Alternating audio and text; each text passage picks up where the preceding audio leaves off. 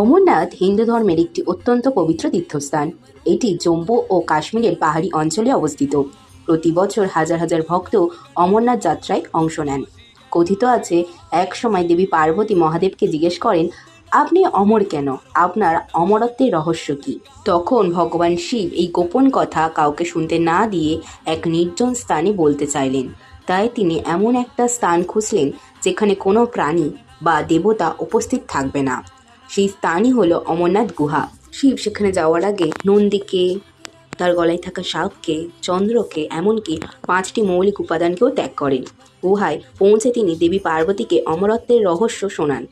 কথিত আছে, সেই সময় গুহার ভিতরে 2টি ডিম ছিল। শিবের মুখে অমর কথার ধ্বনি শুনে ডিম দুট থেকে 2টি পায়রা জন্মায় এবং তারা অমর হয়ে যায়। আজও অনেক তীর্থযাত্রী গুহায় সাদা পায়রা দেখতে পান। এমনকি আশ্চর্যের বিষয় হলো এই শিবলিঙ্গটি বরফ দিয়ে তৈরি।